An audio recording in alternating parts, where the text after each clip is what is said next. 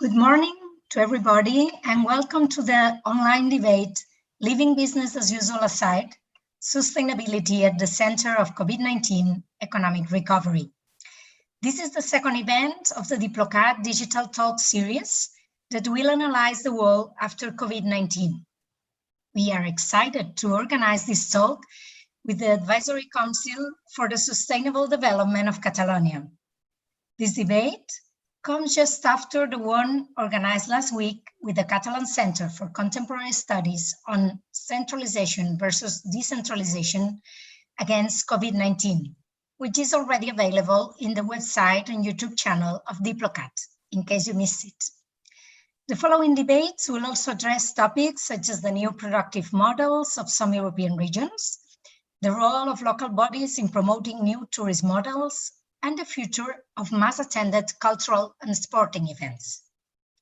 As you might know, at Diplocat, we specialize in public diplomacy. We build bridges between Catalonia and the rest of the world. We facilitate the exchange of people, ideas, and projects. We do it with public diplomacy tools such as international debates like this one. The aim is, above all, to share knowledge and exchange good practices among international actors on the strategies to follow in the immediate future. An immediate future in which sustainability and the circular economy will have a significant weight in our daily lives. I'm sure that all of you have heard about the Circular Economy Action Plan recently adopted by the European Commission and considered one of the main pillars of the European Green Deal.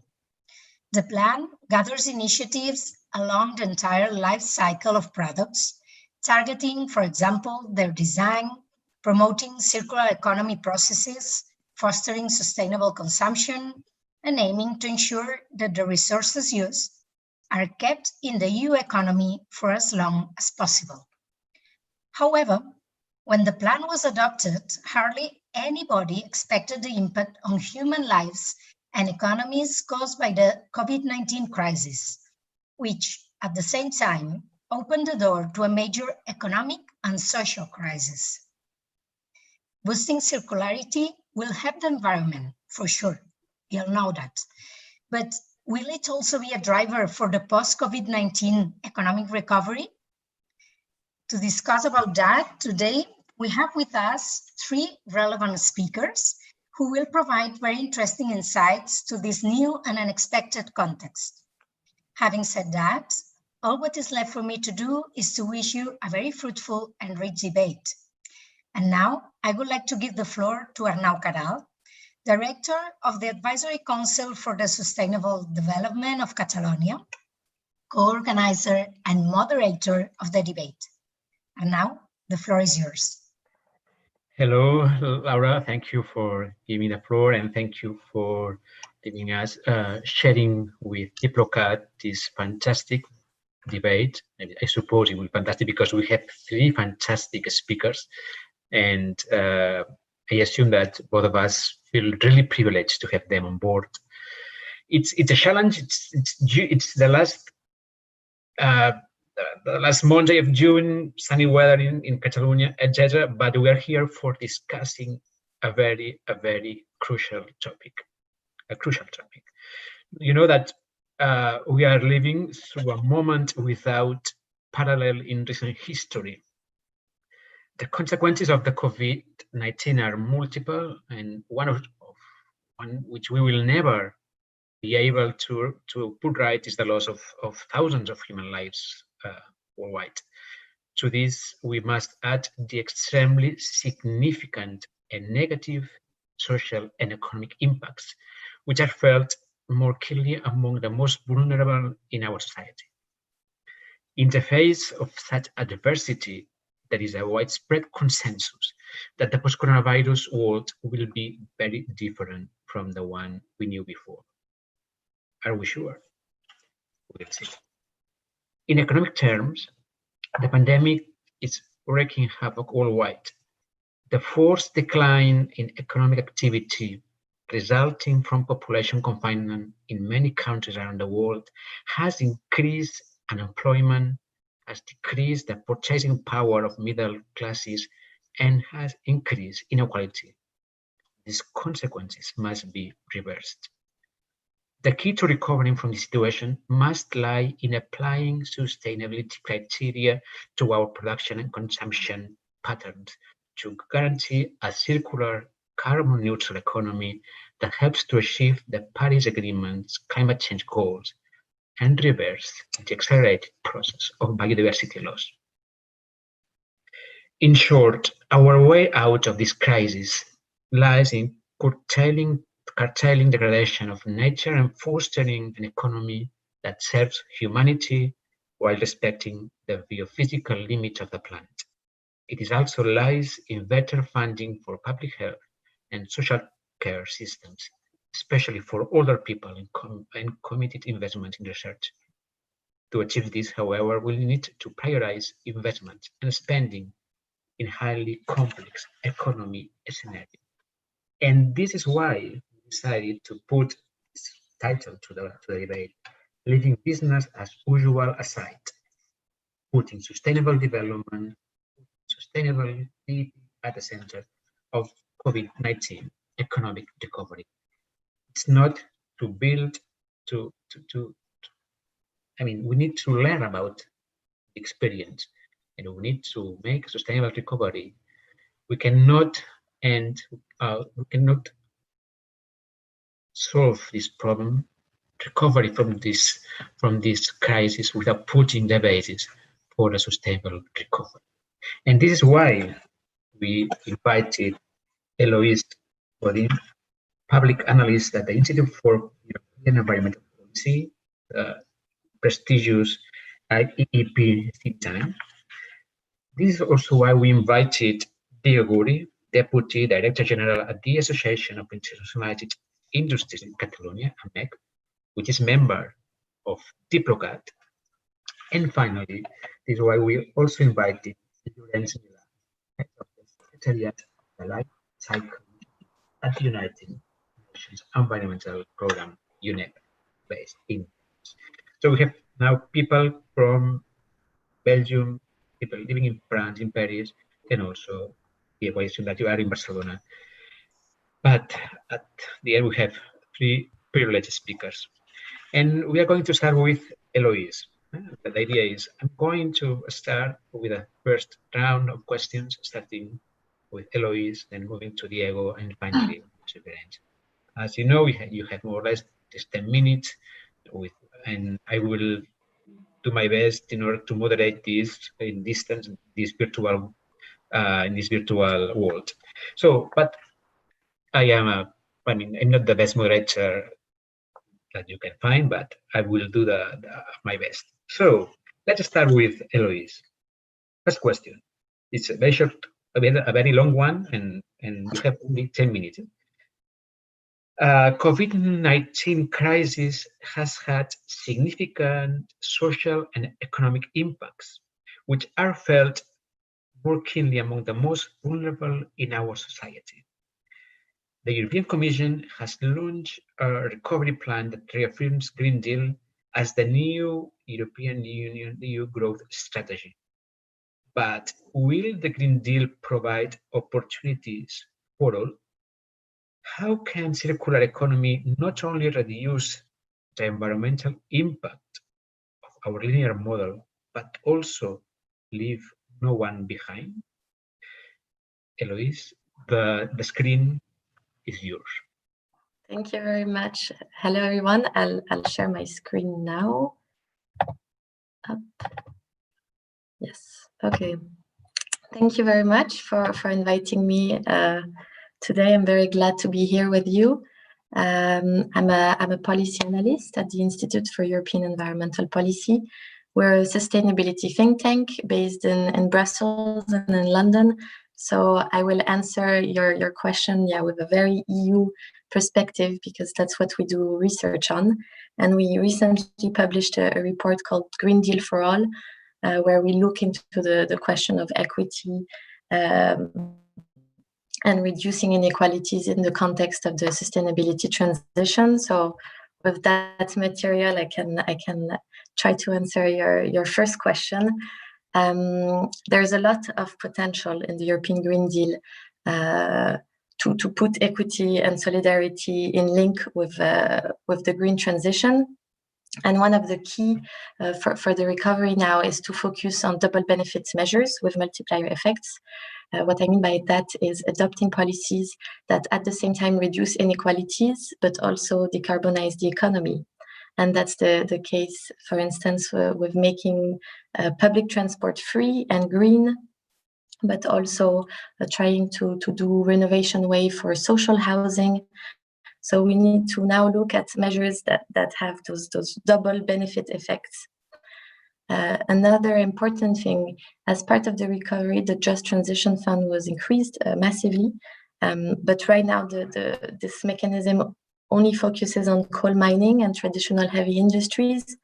As we know, other industries are also being impacted by the green transition.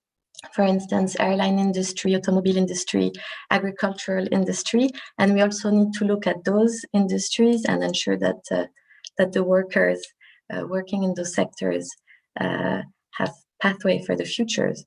And last week, I was at a meeting at the European Parliament with the shadow rapporteurs for the European semester. And some MEPs were talking about green austerity and how we need to go back at things before COVID-19, go back to the previous business as usual. That was quite surprising for me because, in fact, we know that there can be a lot of job creation from this transition. The International Labour Organization, ILO, estimated that we could create 24 million jobs by 2030 if we make the right policy choices. But also circular economy could create 700,000 jobs in the EU by 2030. And we know circular economy is at the heart of the European Green Deal. Organic agriculture is estimated to create 10 to 20% more jobs per hectare than conventional farming. And also a key aspect is that we've seen that the green sectors are more crisis resilient, as we saw after the 2008 economic crisis. So the renewable energy sector following 2008 is still creating lots of jobs. So we need to now look at those sectors that are resilient and that will create jobs over the long run. Another thing to ensure that the recovery is green but also solidaire would be to have an entity that can ensure that the funds are used in an appropriate way.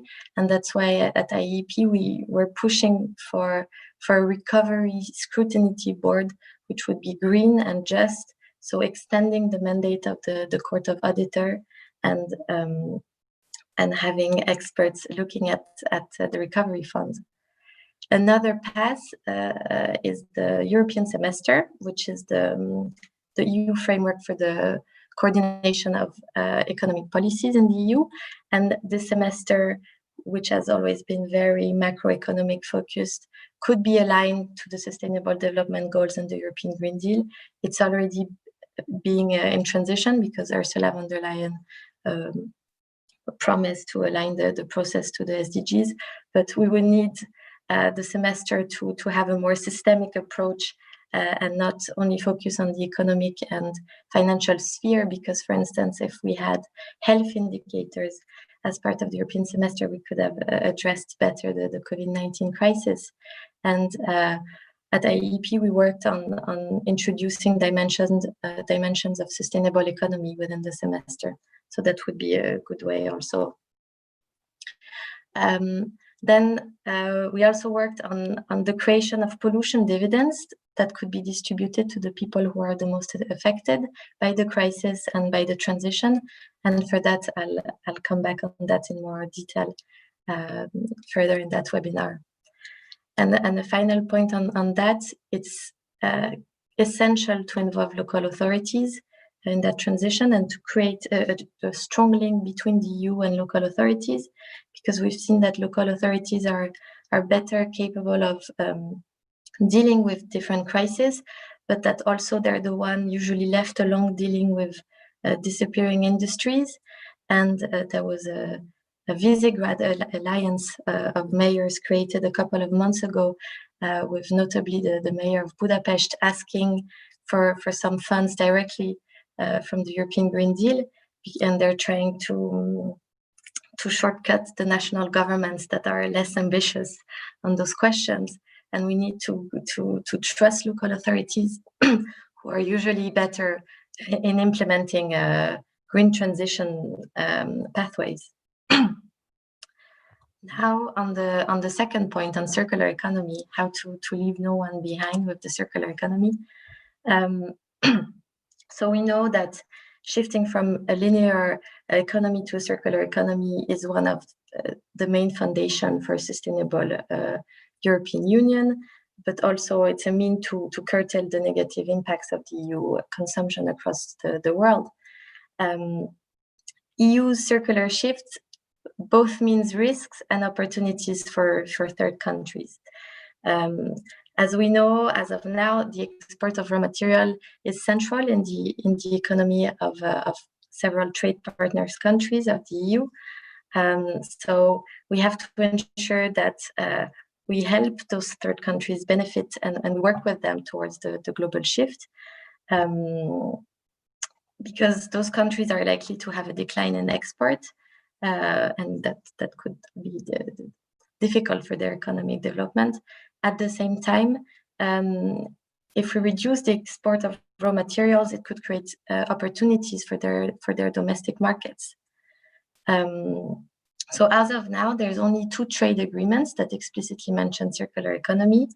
It would be great if that could change in the future, be at the core of the EU trade deals. What we think is that the EU progress in developing environmental standards could have a positive international impact, because it could actually encourage other economies to adopt similar standards. And finally, on that point, it's essential now to promote intra-EU markets for secondary raw material. And as I mentioned earlier, this could create lots of jobs. So it can be positive for the future. And that's it for me for this first part. Thank you very much.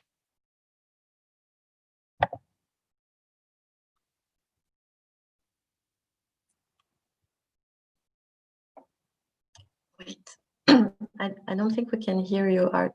I think your microphone is cut.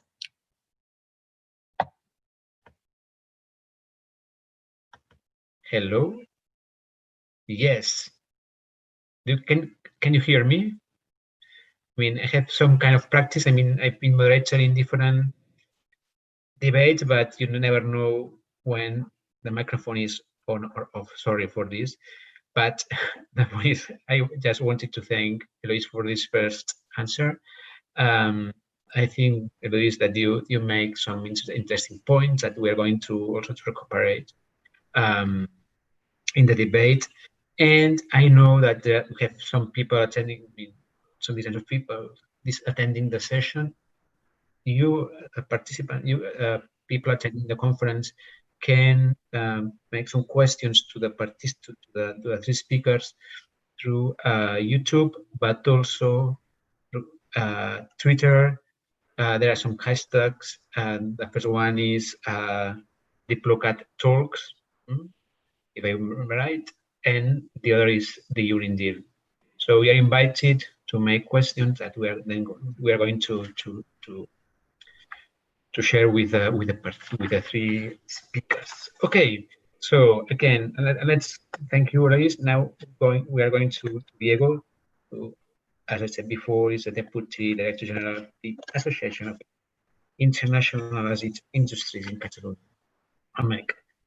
Diego, I'm going to put you a first question.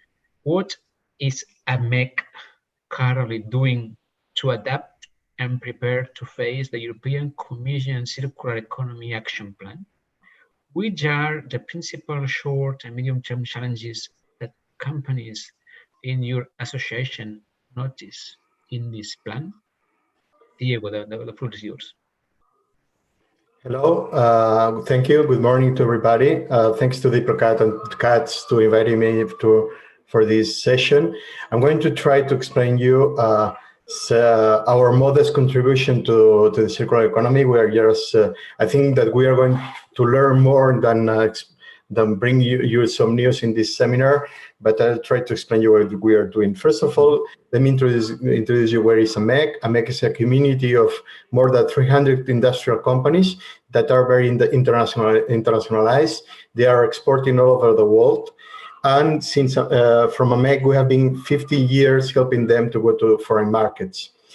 Last year, excuse me, at the beginning of this year, actually, we decided to create a new purpose for our organization and a new mission.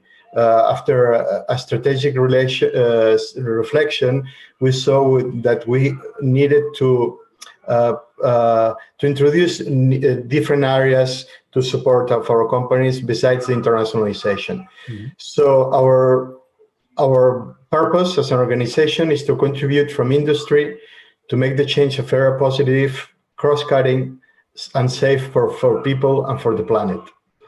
And we also changed our mission. Our mission had been during 50 years to improve the international competitiveness of our companies. And nowadays, our mission is to impulse the new competitiveness drivers for companies, which we consider that are 5: anticipation, adaptability, collaboration, localization, and sustainability. This new mission and purpose broadens our focus, and right now we are paying much more attention than we used to do to topics such as circular economy. Our action is still modest, but it's totally aligned with the EC action plan. Mm-hmm. Which are our company challenges? I have to mention that we represent different sectors in our organization. Many of these sectors, not all of them, are manufacturers of machinery, manufacturers of equipment goods. So they are not bringing products directly to consumers, and we are more in the B2B business. Mm-hmm. So for instance, we have the textile machinery manufacturers, we have the packaging machinery manufacturers, we have the plastic and rubber machinery manufacturers, but also we have construction materials manufacturers and also equipment for cities manufacturers. So all of them are affected directly or indirectly by the EC action plan for circular economy. For instance, the textile machinery manufacturer have to be very, very aware of which are the consumption trends and which are the worries of their customers, which are the apparel manufacturers, and they have to start thinking on innovation, on how to manufacture their machines to be ready to use new materials, to use recycling materials, etc. I don't have to mention the same from packaging machinery manufacturers or plastic machinery.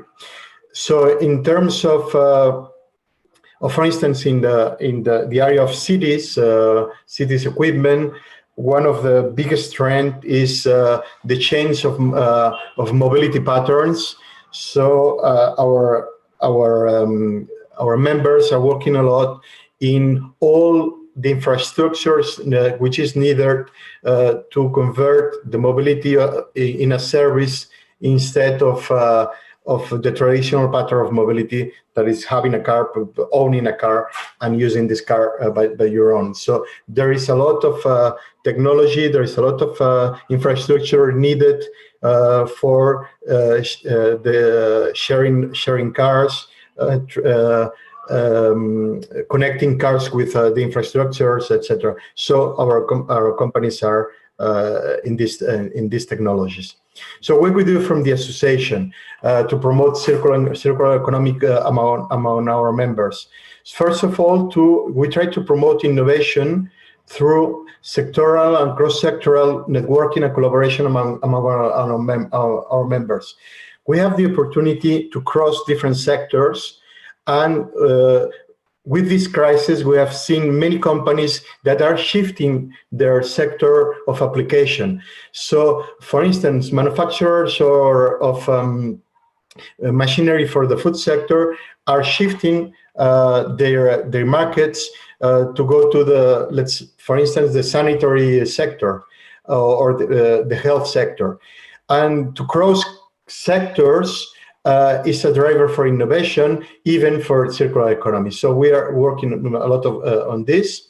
We are disseminating all the programs that are launched by different levels of government, regional, the state, and European Commission. So we are disseminating these programs, which we think they are not sufficient, but at least there are some initiatives. We're disseminating this among our members. We're developing training sessions and sensitization sessions, and we also participate on normalization. There is a committee in ISO committee that is starting to standardize the definition, the standards of implementation, and the measurement of circular economy. We are participating in the Spanish committee, which is sending experts to international committee, and is bringing these standards to the Spanish standards. So we are participating also in this standardization process in order to try to give a clear definition and a clear indicators and clear standards to industry in order to promote these processes. On the other hand, we are promoting not only circular economy, sustainability in general, through being one of the promoting organizations of B4Planet. B4Planet is a big event that had to be celebrated in May in Barcelona. It has been postponed because of the crisis, but we have a lot of hope on this event, which is going to bring together private sector, the society, and governments to discuss and to debate on all the sustainability development goals of United Nations. And finally, we are disseminating and lobbying among industry, society, and all levels of government our view on the view of an industry or of how these new trends or these trends of circular economy and sustainability are affecting the industry, and how this can be coherent and can be aligned with economic sustainability. So it is important to promote a new productive model. I will talk later on that, but this has to be completely aligned with the business activity. The business activity has to be viable, has to be sustainable, economically sustainable. Otherwise, companies are not going to pay attention with this to circular economy or sustainability in general. Thank you. Thank you, Diego. I think your point is important because what we feel is that we always talk about, we tend to talk about circular economy and the importance of making this transition from think tanks, public organizations, etc., etc. And I personally miss in some occasions the view of companies who will be responsible for creating these 4 million something of jobs that Eloise highlighted. Okay, so then we continue with you, Diego, after Llorenç. Llorenç, from UNEP. Let's start with the first question. The European Commission stated that it remains fully committed to delivering the green and digital transition to steer the EU economic and social recovery after the COVID lockdown. You work at the UNEP, so United Nations. Do you think that UNEP is advising and providing information to governments worldwide to shape recovery plans, not only European government. Do you think that these recovery plans that we are seeing just now are aligned with the green and digital transitions? How important is circular economy in these plans according to your experience? The floor is yours. Thank you very much, Arnau. And yes, I'm trying to share as well some slides, which I hope will come over to you. Please save. Yep, great. So, well, thank you. I'm really glad to be here, and thank you very much to CADS and Diplocat for inviting me to share some of the ideas from UNEP, the United Nations Environment Programme. Before getting to your question, if I may, first I just wanted to say that as the United Nations Environment Programme, we stand in solidarity with the billions of people that are affected. Certainly this is, I think it has been said already, one of the biggest crises, certainly the biggest humanitarian crisis that we have since World War II. So we're all in this together, and I think the efforts are going there in terms of trying to make this transition well, to seize the opportunity from this crisis.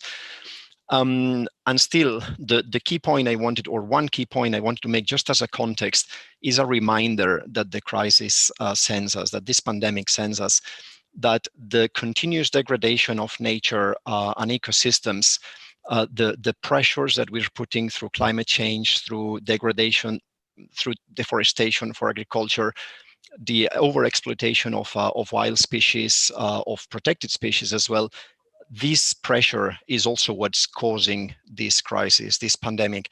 We will be seeing more and more of these zoonotic diseases like COVID-19 spreading unless we put a stop on this pressure on nature. So I think this is the setting where we are, and through there we can then start looking into what we can do. And this is really what brings us to the topic that you mentioned, Arnau, and the topic of economic recovery. Maybe also just in terms of semantics, we talk a lot also from as a corporation, I mean, as an institution, we talk a lot about building back better and the recovery. Also, let me be very clear, this is not going back. There is no way to go back to what we had before. Also because what we had before, the system that we have is broken. It is not working. That system, the patterns of unsustainable consumption and production are what brought us here. And I think also, as Eloise mentioned, this doesn't mean we have to go back to the austerity of life in the caves. It's absolutely not that. But we have to invent a new system and build forward a new system, build a tomorrow which is better. And certainly circularity has a play in that. I thought I would bring you this, let's see if we move, yes, this slide, which, I mean, this graph is not made of, it's not made from UNEP, it comes from this Vivid Economics, but it compares up to 17 of the economic recovery packages, the economic stimuli that have been presented by these 17 major economies. And the picture is not nice. Everything that you see going down the zero, going into the brown side, are economic packages, recovery packages that have been proposed, which will most likely have a negative effect on the environment. Whereas we have towards the right, you have those few countries which are proposing economic recovery packages that will probably have, if they are implemented the way they are suggested, a positive effect on the environment. So we're talking here of a total, I think, out of these 17 economies, they are talking about close $12.5 trillion of stimuli.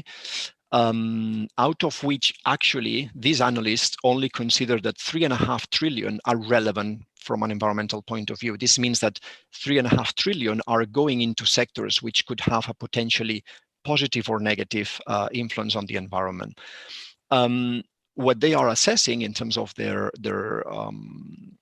methodology, they are looking at whether the the money that could be going to these sectors is tied into specific investments, which can be positive from an environmental point of view, or which could be negative. Things such as, okay, we're bailing out, just to provide an example, but we're bailing out an air company, an airline. Are we tying the bailout to resource efficiency, to carbon neutrality that these companies have to invest in? If there is this kind of tying the recovery with some conditions, with some sustainability conditions, then the greenness index would be positive. Otherwise, it will be negative, because essentially we're bailing out an industry which will just continue having a massive impact on the environment. As you can see here, out of those major economies which are kind of in the developed side, the US is the one that potentially has a strongest negative impact. But Spain actually is in that same category, although at a much smaller scale. We see that some economies in Europe, the UK and France particularly, could have quite positive effects. And if the EU, the next generation EU plan, the new Green Deal, is finally approved in the way that is proposed, this could be actually the most positive of all the plans. So this is what we're seeing, and this is certainly tied to things like considering circularity, but also there's a lot of focus on shifting financial investments, moving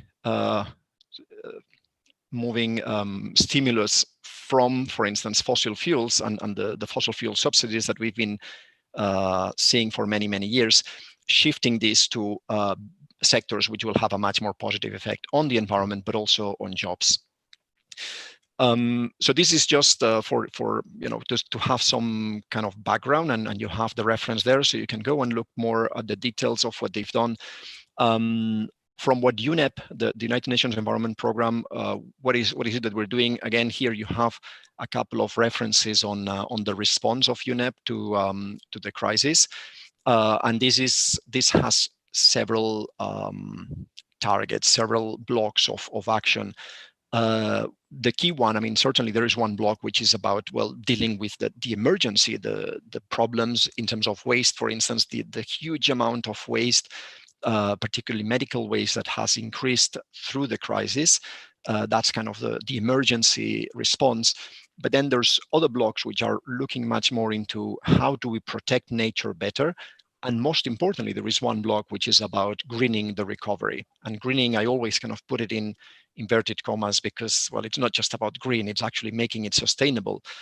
In these, there are a few key criteria that we're following in terms of particularly focusing on green and decent jobs.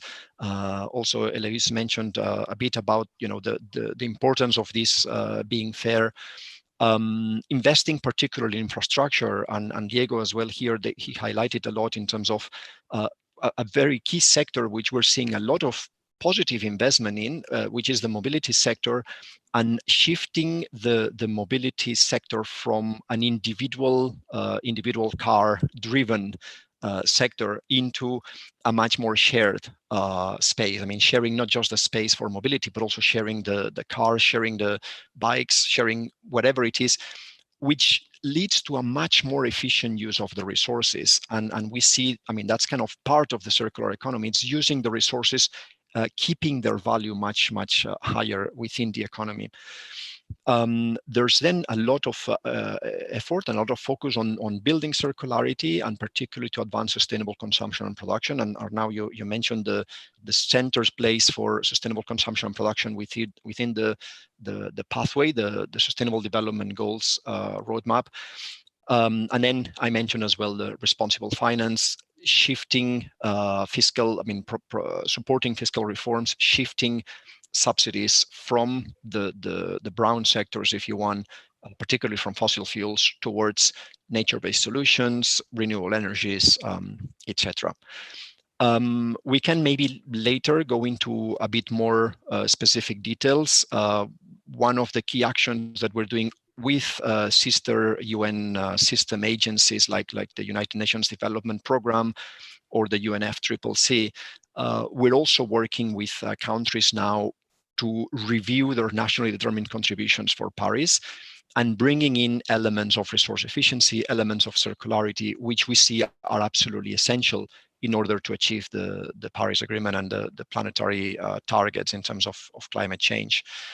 But maybe for now, I could leave it at that and give more time for the next round of questions. Okay. Thank you, Lorenz. I mean, I'm inspired for your answers, and the idea of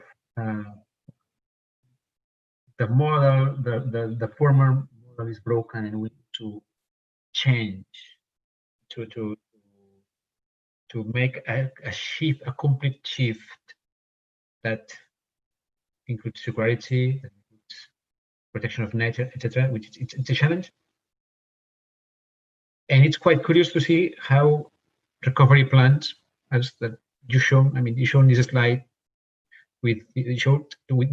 with the environmental impact or the environmental contributions from these recovery plans. I mean, there is something that it doesn't fit. I mean, theory is clear, instruments are clear, but then in practice, what do we see? The direct actions that we see are quite far from what they should be.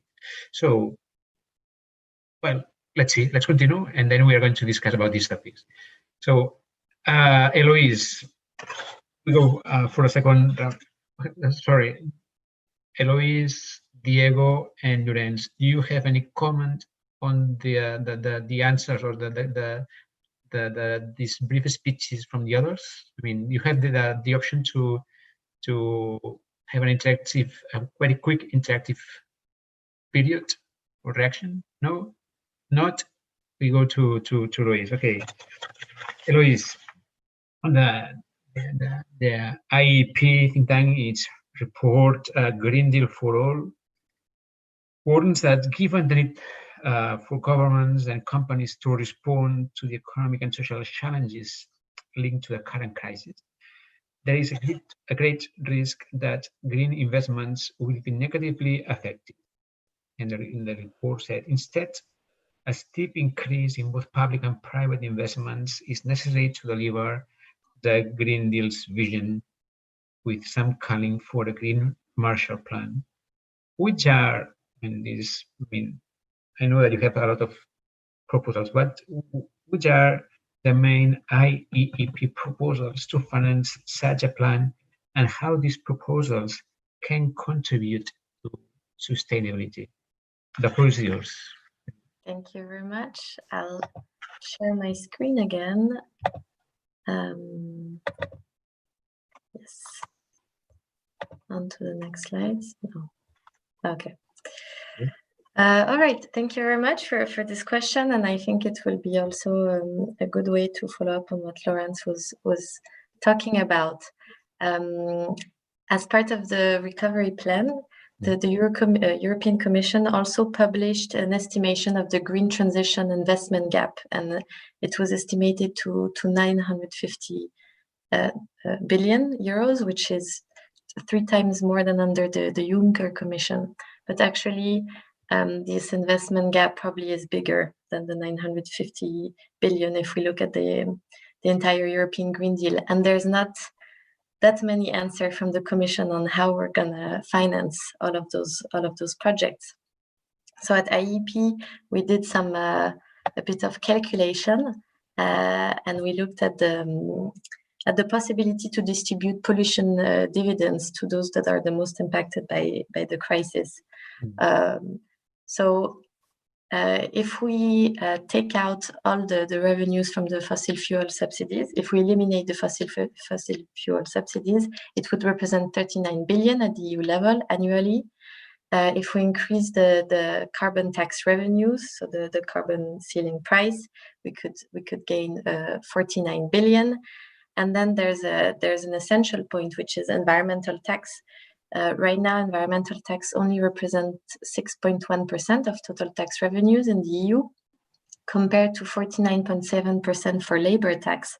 And actually, it was an EU objective to increase environmental tax, but it's been going the other way. Environmental tax have been decreasing, and labor tax are still very high. And if we reverse that trend, it could change a lot of things, actually. Push for more job creation and less biodiversity destruction. So if we double environmental tax, excluding carbon, it would represent 293 billion. And with those three elements, we have 381 billion euros annually. And that would be, that represents almost 1,000 euro per citizens over 18 in the European Union. So we can look at those options. There's other tax also that can be created, financial transaction tax, but also plastic tax that has been discussed at the EU level, digital tax. So I'm talking a lot about tax, but there's a lot that can be done on this side, actually. Then if we look at more in the finance bubble, well, it's really important now to have an exemption of investments that are necessary for climate mitigation, adaptation, or just transition from the fiscal rules in the Stability and Growth Pact. As you know, there's a deficit rule in the EU, so we need to ensure that all the green investments are not considered as increasing the deficit. Then there's also the need to develop green and social financial products. A lot of people would be interested in future-proofing their portfolio and ensuring that they're contributing to the environmental sustainability goal when they make some investments. And there was the EU Sustainable Finance Action Plan, which sets criteria for what's green or not. So it's not easy, especially at the EU level when we talk about tax. There's not a high motivation in that field, but there is money. There is possibility to send strong incentives to financial markets to invest in more green products. So yeah, that's my short answer to this big question. Thank you very much. Thank you, Eloise. And I mean, and coming back to again to Diego. In order to really know the view of one of the main players in the transition, which are companies. And the idea is, then the question is, Diego, does AMECO reckon that COVID-19 is a circular economy ally, or will play in favor of clean economy? I assume that you are always, you are committed, but it's important to know also the interest or the vision of your companies. And do you believe that the circular economy can be the instrument that sustainability returns Europe its industrial power without reducing their exportations tendency? Okay, well, that's the first question is quite tricky, quite difficult to answer. But under my point of view, I think COVID-19 is working in two opposite directions.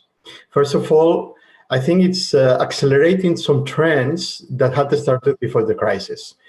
One of them is the demand of a more sustainable economy and to consider collective interests over the individual interests of companies and people. I think this trend has been accelerated in some cases.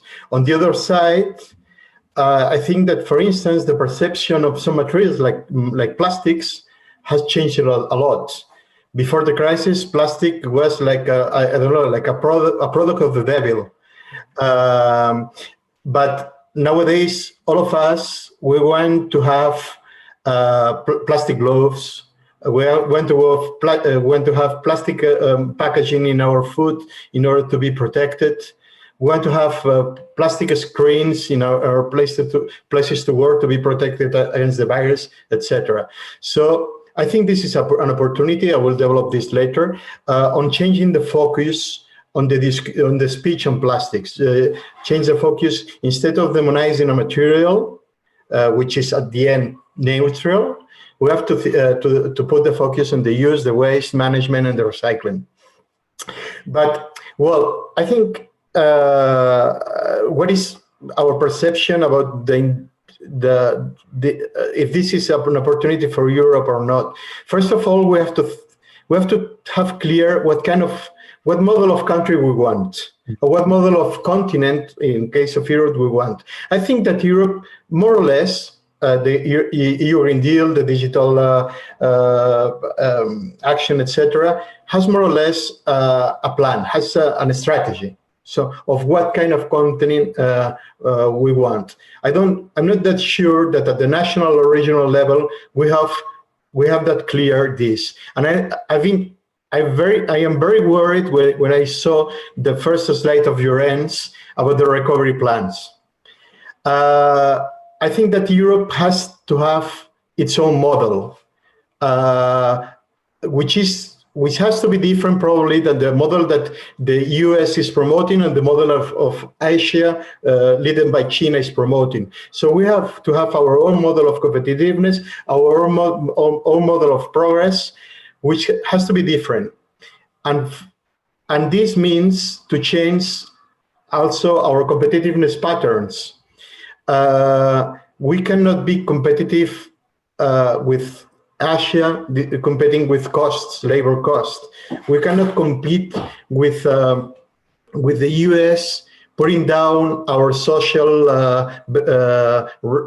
rights or welfare state. So we have to have our own model. And for this, AMEC has developed our proposal for this new model in a document that we have called Keys for the Change of the Production Model. This document is a decalogue of initiatives that we ask for the different levels of administration. And one of the 10 points is called For a Green and Inclusive Recovery.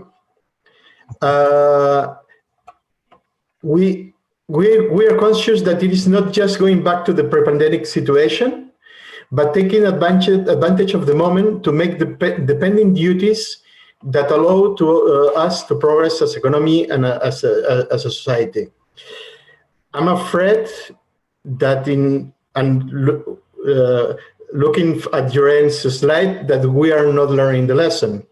So we are not denying the right of putting money to solve different urgencies that we have in our society and economy. For instance, to protect different jobs tied to the mass tourism, or to save some airlines.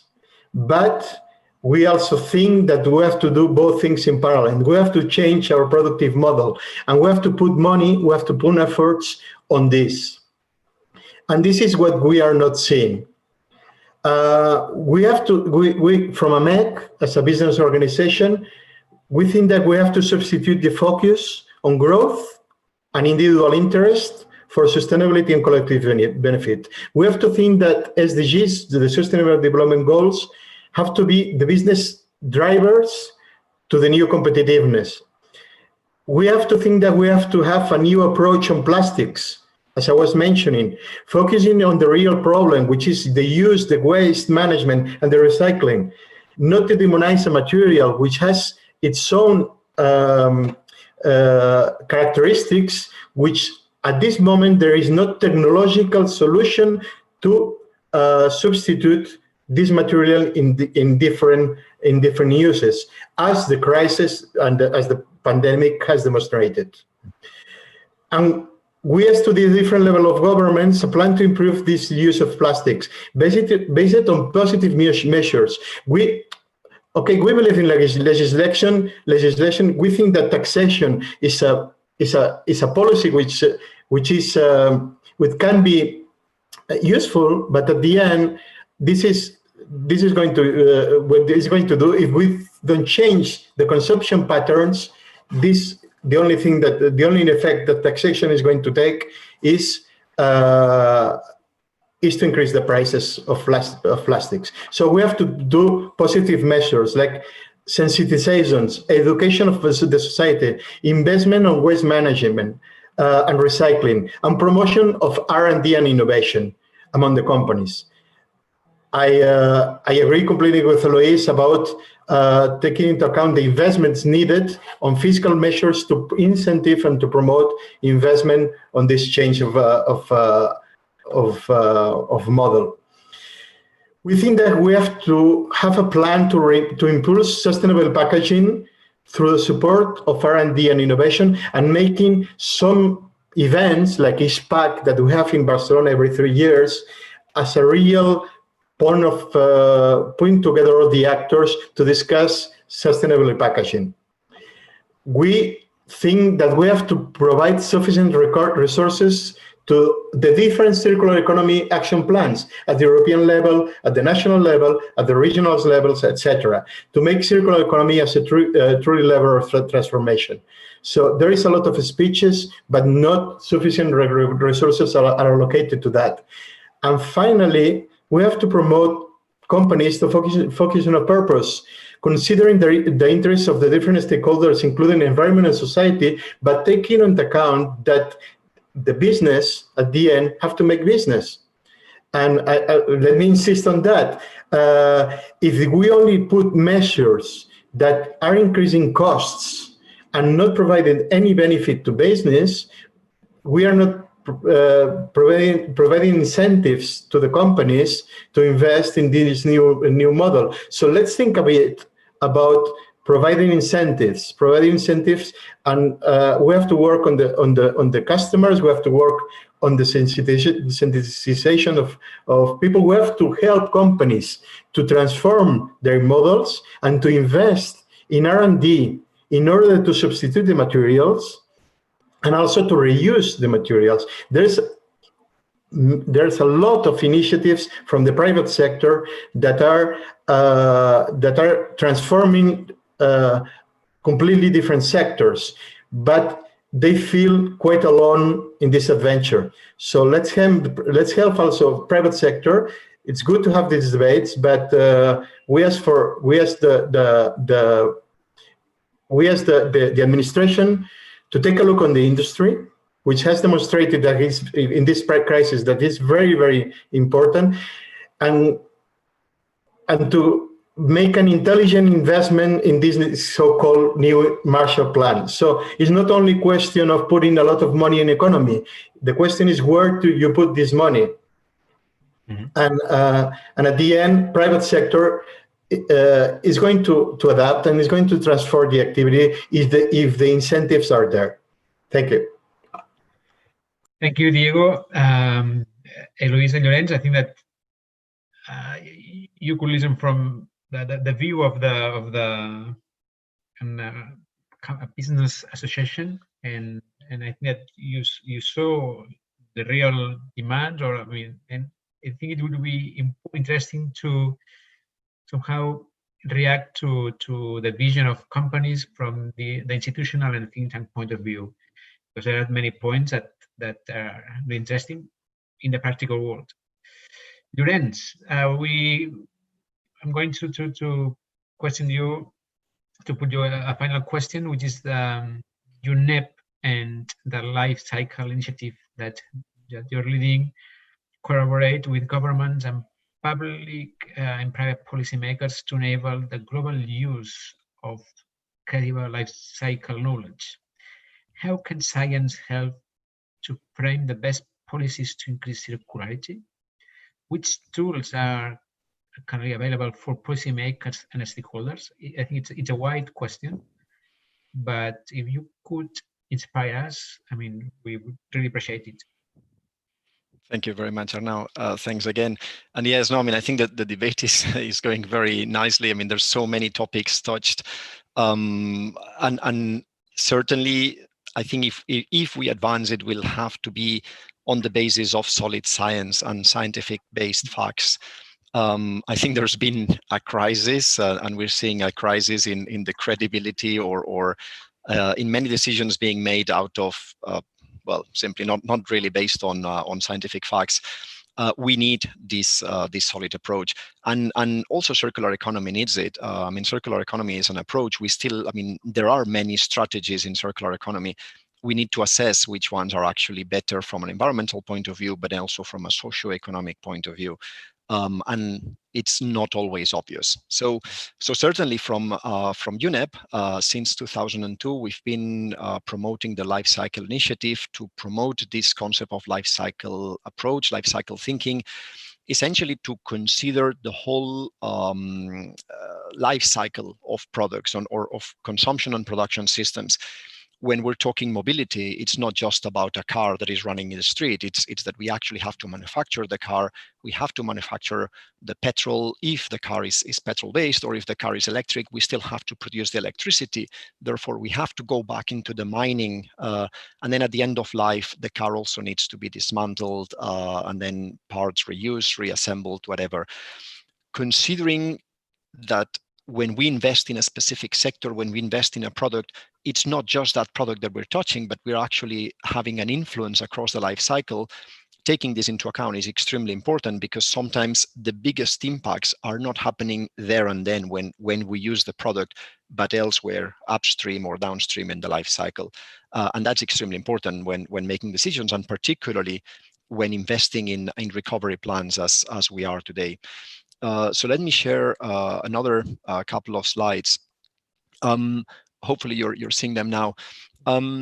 So here, I mean, the key point is that life cycle thinking helps in identifying the priorities and the opportunities, but by providing the picture of where the environmental impacts and potential social impacts as well are happening across the life cycle of consumption and production systems, we can target those areas where we have greatest potential of improving. At the same time, in life cycle analysis in particular, we are assessing all the environmental impacts, greenhouse gas emissions and impacts on climate change, but also where are we using water, where are we using more land, and where are we having more impacts on biodiversity and nature, where are we emitting substances that are potentially polluting and causing human health issues. We've seen also with this COVID-19 crisis, the pandemic, we've seen how those populations which were confronted before the pandemic with higher pollution levels have been much more vulnerable and have had much higher rates of seriousness in terms of death, etc. So all of these things are connected, and life cycle approaches allow us to do that. The key point is that we've been promoting, and it's not just us in the life cycle initiative, but life cycle approaches have been used more and more. Tools are available. One that I want to talk to you today is this sustainable consumption and production hotspot analysis tool. I'm not sure if you will see much in the graph that I'm putting now in the middle, but you can go to the website of the SCP HAT, as we call it for short. It's a tool that provides the footprints, the life cycle impacts of national economies. So we're looking at the whole economies for almost all the countries in the world, all of those that we have data for. I think it's 171. And it provides the trends for the last 25 years in terms of carbon footprint, of impacts on biodiversity, of material footprint and resource efficiency, resource productivity. This tool allows us to see not just the trends in the last 25 years, but also within each one of the economies, we can see which sectors are dominating in these footprints. So for instance, well, the example, you will not see the country. This is, I think, Algeria compared to the Middle East and North Africa region. But here we can see, for instance, from a material resource point of view, we see how the construction sector is driving a lot of footprint, which is obvious. It's quite normal as well. But also in many countries, the amount of construction that we will see in the coming years tells us that there is a massive opportunity that if we do the construction of these buildings properly, if we introduce eco-innovation criteria in the design of these buildings, and not just eco-innovation, but well, eco-innovation considering not just resource efficiency, but also energy efficiency, climate efficiency, biodiversity footprints, we can actually achieve a lot. And from what Diego was mentioning before, I mean, I think there is really a great opportunity here, not just in developed countries where perhaps there will be much less construction, but for those companies that are then exporting into other markets, the opportunity is there. The amount of buildings that we will need in the coming years is phenomenal. So this is part of the collaboration that we are having today with the United Nations Development Program as well on helping countries to redesign their nationally determined contributions, because by bringing all this holistic perspective into how they design the way in which they expect to reduce their greenhouse gases, we can do a lot, we can achieve a lot. And we're actually using this tool, the Sustainable Consumption and Production Hotspots Analysis tool, in this process. Well, I guess if you Google it, you will find it. But or if you go into this website, the www.lifecycleinitiative.org, you will also have an access to the SCP HAT. So this tool is helping, for instance, countries at the national level. But then also we need the effort, and that's where life cycle approaches are also extremely important at the much more refined level when we're talking products. And I really like it that Diego mentioned the issue about plastics, because that's also one of the sectors that we've been informing a lot. And certainly I would like also to address, the pandemic has brought this, let's call it this way, a bit of a hysteria on safety. And safety, of course, is paramount. That's extremely important. Don't get me wrong. But the material doesn't make safety. It is the way we use the product that is safe or not safe. So it's not just about, many countries we've seen that they had banned plastic shopping bags, and now they are saying, well, actually, shopping bags are great because they are safer. Well, it's not true. There's no evidence about that. The safe is the way we handle the bags and the way we handle things. We've seen also a huge amount of consumption of plastic-based face masks. The WHO, the World Health Organization, is not advising surgical masks or medical masks for the general population simply because it's not needed. They are actually recommending to use cloth reusable masks. Much more economical. They will become much less of waste. And actually, for the type of use that we need in the general population, they are more than enough. They are perfectly safe. So again, there are issues in that area, and some of the elements that we're supporting from the Life Cycle Initiative are these comparative life cycle assessments of single-use plastic products and their alternatives. The conclusions that we have, for instance, in the study on bags, or in the study on bottles, or in a study on takeaway food packaging, a key conclusion that we see again and again is that it's not really about the material. If you replace a single-use plastic bag with a single-use paper bag, the impacts are different, but none of them is better. The key point is to replace the single-use to go to a post-disposable society. And plastic can have a great advantage there as well. Plastic is super resilient, it's durable, it's unbreakable, but we have to design it properly for the right kind of uses. And usually that's not single use, but reusable products. So these are some of the elements also that are there. There's tools, there's resources, and hopefully a lot of this can help inform. I just wanted to go back to also one of the points that was made, because I forgot to highlight it in the previous slide. And I think Eloise mentioned the word resilience. And that's extremely important. I think we've seen it, that more sustainably designed business models are also more resilient. This is key for the future. We have to build the resilience, and we have to build another keyword, which is regenerative. Diego was mentioning the support to companies to innovate in business models. That's extremely important. We still don't know what the business models of the future look like. What we know is that probably they don't look like the ones in the past. And two key criteria, two key attributes of these business models for the future is that they have to be resilient, they have to be regenerative, and that brings sustainability to a whole new scale. That's I think where we need to stand now. Sorry for the probably long answer to the question, but I hope that that was useful. Thank you, Lorenz.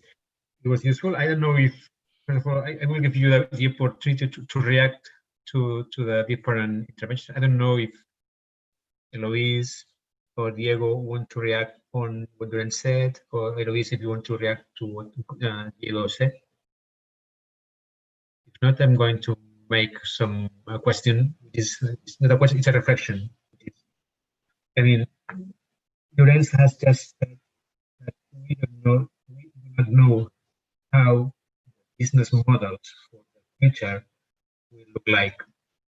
But the point is that now governments are putting the basis for short-time urgent measures that will affect the medium and long term.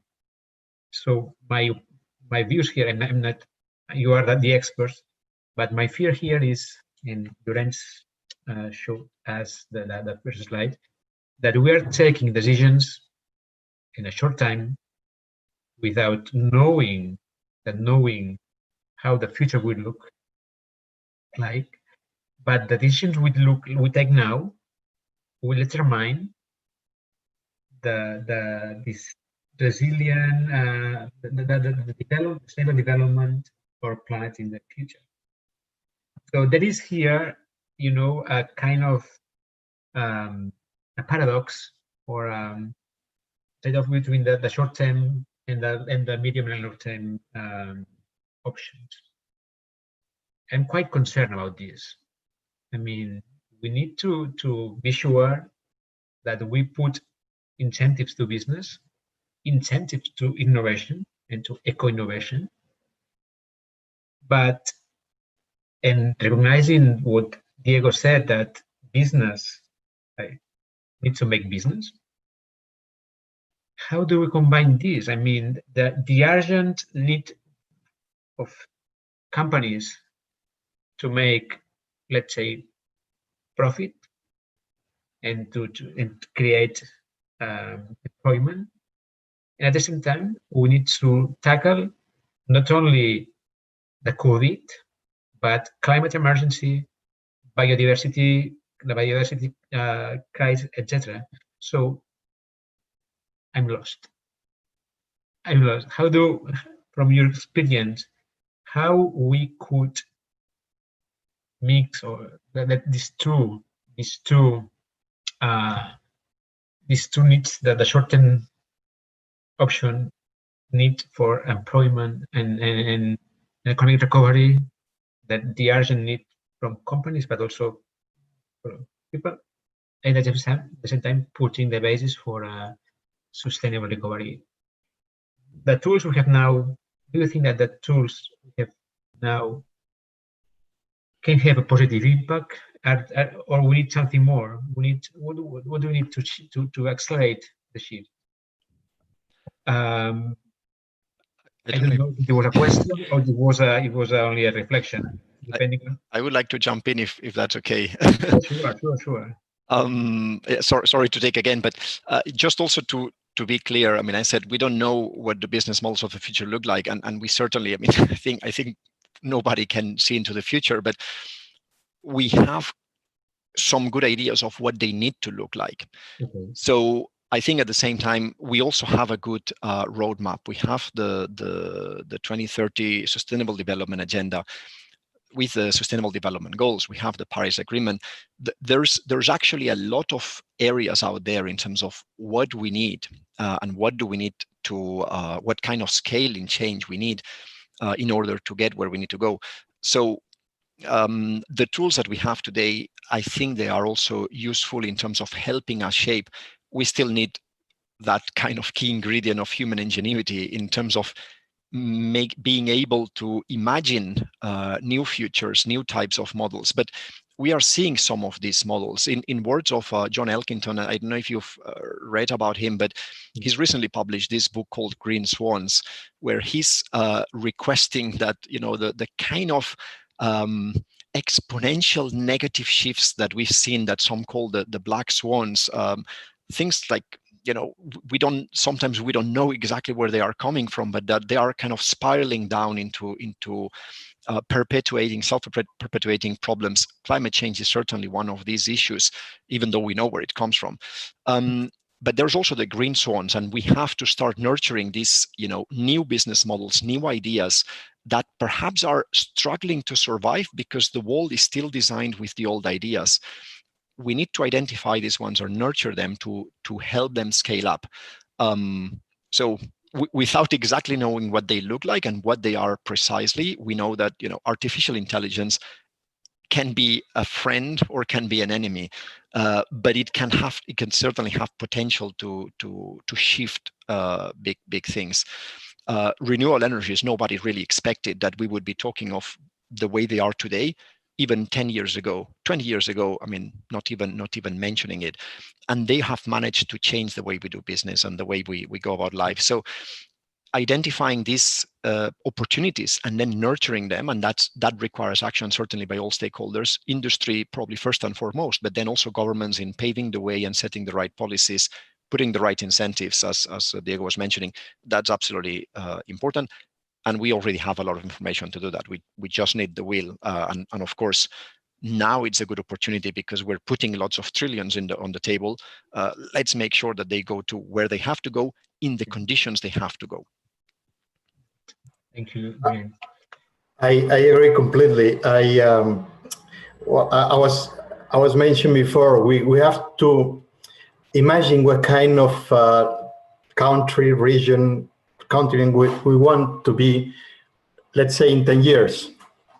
We have to have a vision. We have to have a strategy, and we have to have, and we have to be very coherent with the speech together with the plans and with the tools, because no one is going to deny that a more sustainability is needed. No one is going to deny the benefits of circular economy. No one is going to deny the importance of industry again in Europe, etc. But at the end, for instance, if we look to Spain, what we are seeing is an urgent plan to recover the mass tourism. I don't have anything against tourism, but I think that we have a huge opportunity to reconsider our model of development in our country. And at the end, I think that the only one I have seen that has a vision really is the Commission. But at this moment, we only have documents on the table. The real discussion is going to be when the budget is discussed, the 7 years budget. So we'll see finally which is the commitment of the member states on these plans. And at the end, as I was mentioned before, we have to reflect. We have to think about what kind of model of country, of territory we want. And have a long-term view on doing that. Of course, there are going to be losers. Of course, there are going to be losers. Of course, there are going to be sectors that are not going to have the importance or the revenues that they used to have.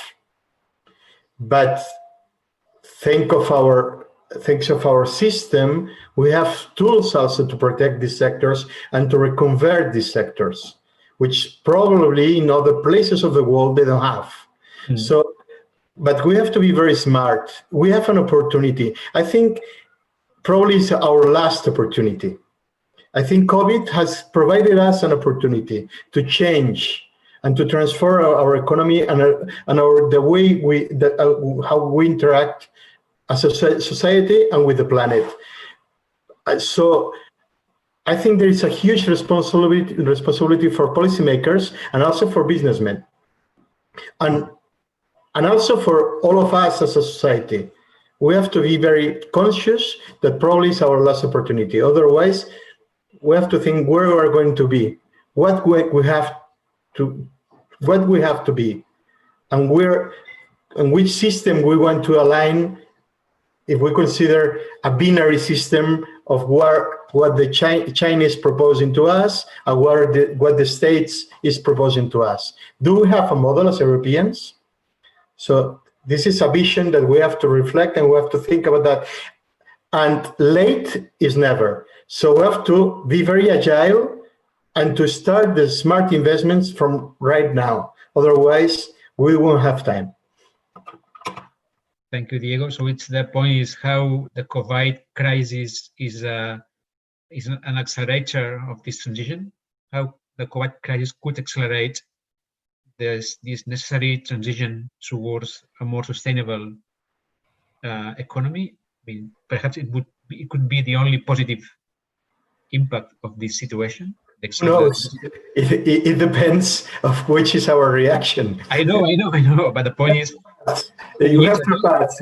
So we'll see if it's a positive or not. No, but the point is, it provides us an opportunity. Yeah. I mean, the point is, and I think that you made a point when you said we need to match the speeches, or to confront the speeches with action. I mean, investments and how we promote innovation. I mean, we have plenty of documents, plenty of reports on the importance of making the shift towards a more circular economy, etc.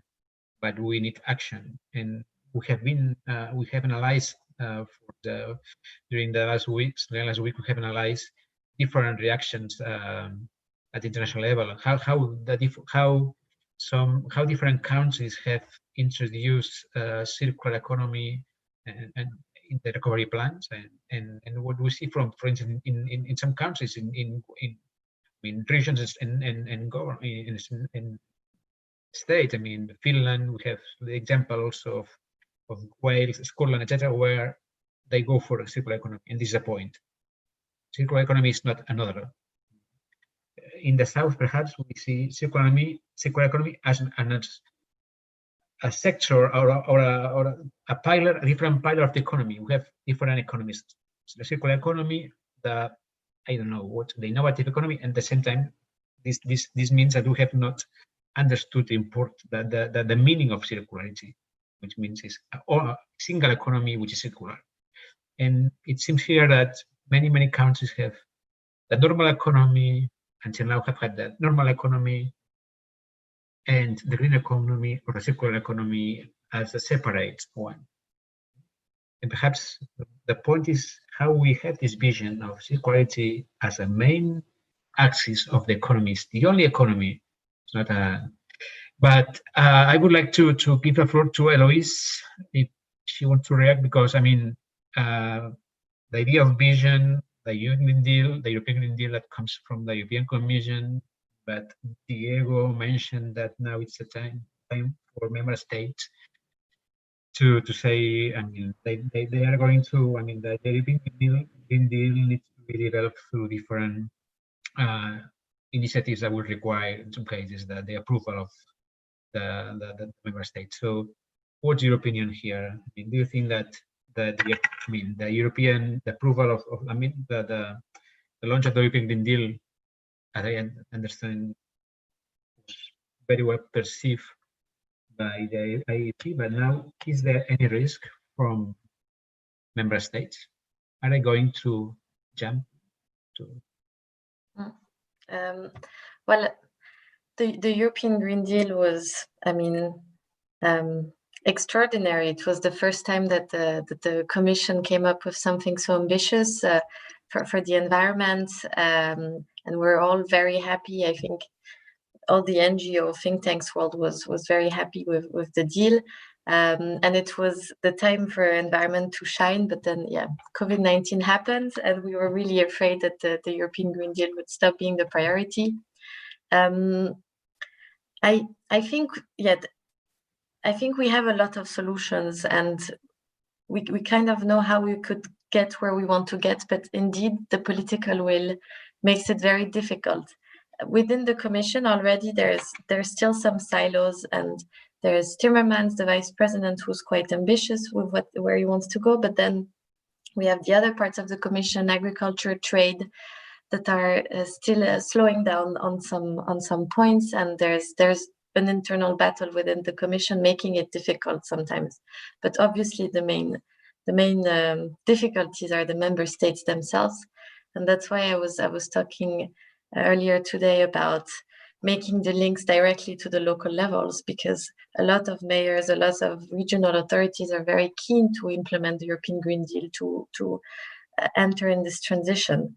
At the national level, for now, we need to find incentives for the member states to be ambitious, and it happened as soon as the Just Transition Fund increased and the recovery plan was seen as something that is quite green. Czech Republic showed its interest to invest a lot in green economy. So I think also with economical incentives, we can convince some member states that to enter the transition. But yeah, it's gonna be tricky debates in the upcoming months. I really think we have lots of solutions, we have lots of means, and I'm French, and yesterday there was the municipal elections, and there was a green wave, and I think people are starting to see that this transition can be positive. It means less air pollution, it means more well-being, and a lot of businesses are extremely keen to change their models. So I have some hope, but yes, also there's going to be a big political battle between the member states, and yeah, it's to see. Okay. Thank you, Liz. We have some questions from, and comments from the audience. For instance, Xavier Urias from the Ministry for Territory and Sustainable Development says that we will see, the budget, the European budget, the multi-annual financial framework will show if there is a real commitment to this transition and to the sustainable recovery after post-COVID-19. It's crucial. The first proof, or the first test is the budget. There's also a question that says, is being considered to use the blockchain technology to achieve the SDGs at the European level? I don't know if you have some idea, Luis, about the importance of blockchain in this transition. If not, we can check.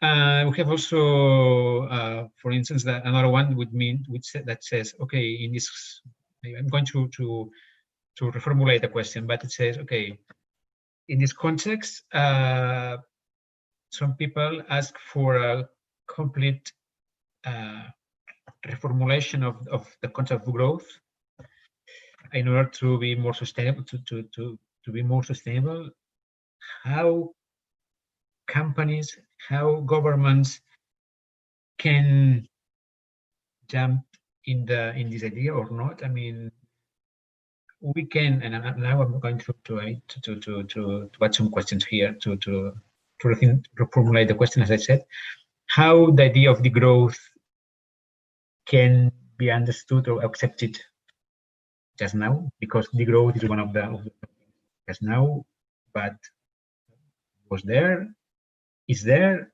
but now we need quick recovery to sustainable, a quick economic and social recovery, but at the same time looking to a more sustainable future. Does the growth fit in this process or not? Wow, it's a big question just to end the webinar, and we have only 2 minutes. So who is going to reply about the idea of the growth is the option? Diego, I assume that you are not that the growth is not an issue for you. I mean, it's not an option for you. Well, actually, we were, when we were preparing this document, the case for the change of production model, in some of the focus group where the businessmen were putting their point of view, because this document was discussed with among 50 different businessmen from the association. Yeah. This question came up.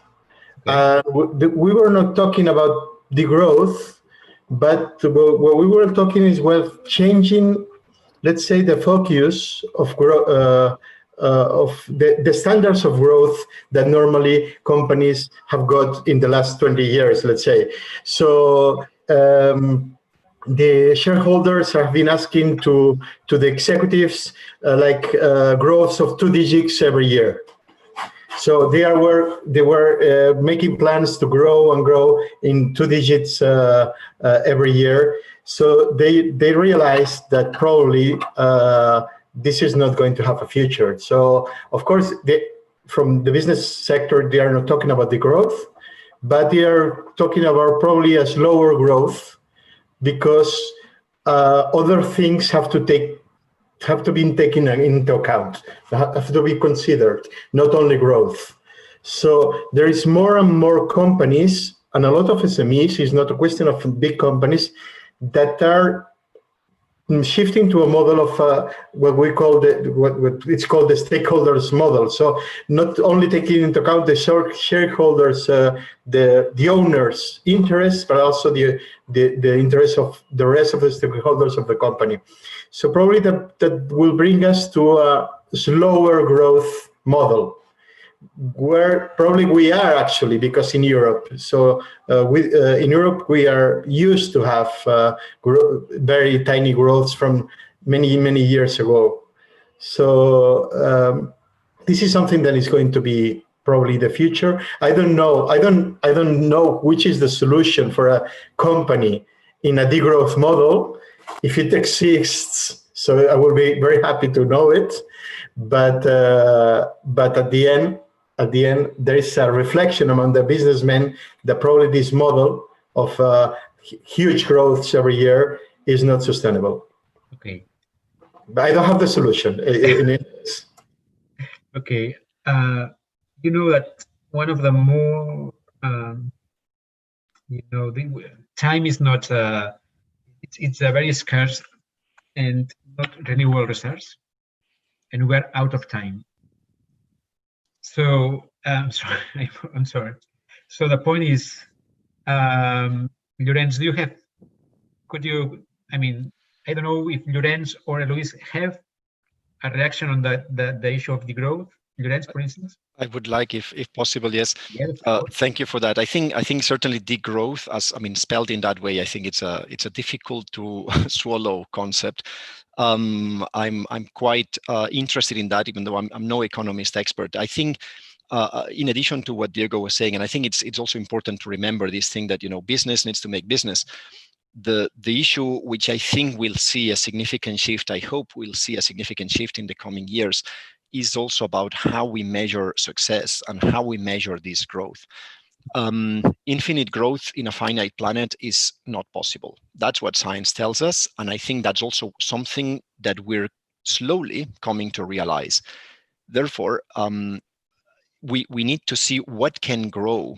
If we want to be hooked on growth, what is it that can grow? Probably not economic activity, probably not profit, but certainly prosperity, and the ways in which we measure the success of the economy. The issue is the economy needs to consider not just financial growth or economic growth, but also social assets, and particularly the growth or the improvement of natural capital. If we're bringing all these elements together, then perhaps we could say, well, yeah, maybe this company is not being extremely successful on the financial side, but is being successful in the other sides. Therefore, it warrants that perhaps there is more support from other parts of the economy, from the state, if necessary. Whereas perhaps another company is having more success on the financial side, but less on others. So I think it's the what we are measuring that needs to shift. Certainly GDP, we all know it's extremely limited. And there are other measures, other metrics that are coming up there. Perhaps we need to start paying more attention to those. Whether it will be degrowth or kind of more steady state, or simply we're growing, but we're not growing just the profit. That's maybe still to be seen. Okay. Thank you, Llorenç. That the idea is, and this could be the title of another webinar, which is From Profit to Prosperity within the limits of the planet. Eloise, do you have any final comment on this? No, just I fully agree with what was just said, and indeed, it's more about what kind of growth we're talking about. Growth and well-being is the future, but also growth in services, which is a pathway. But I'm thinking of New Zealand, who. Please, I think we have a small problem with you. I mean, yes, we can listen to you. Eloise, are you still here? Well, it seems that there is a. Okay, you were frozen. I mean, I don't know if you can start. I mean, because we saw you, but we could see you, but couldn't listen anything. I was agreeing with what had just been said, and talking about well-being indicators, and how New Zealand now is planning its annual budget based on well-being indicators of its citizens. So that's indeed probably the future. Yeah. Okay. So, well, having said this, and with this idea of rethinking how to measure the economy, how we move from profit to prosperity, and how we put sustainable development at the center of the of the COVID economic recovery, I'm giving the floor to Laura Forester, Secretary General of Diplocat, who will close the session. And before leaving you the floor to Laura, I just wanted to thank you for this very short but very interesting debate. So, Laura, the floor is yours. Yes, thank you, Arnau. Just very briefly, on behalf of CATS and also on behalf of Diplocat, I want to thank you all for following this online debate. And of course, a special thanks goes to the three speakers, Eloise, Diego, and Lorenz. We are grateful for the time and effort that you took to share your thoughts and experiences with us today. The debate has been extremely interesting and absolutely timely. So thank you very much for your contribution. I remind you all that the debate is already available in the Diplocat YouTube channel, and it will shortly be posted in our website as well, in case you missed it or want to review it.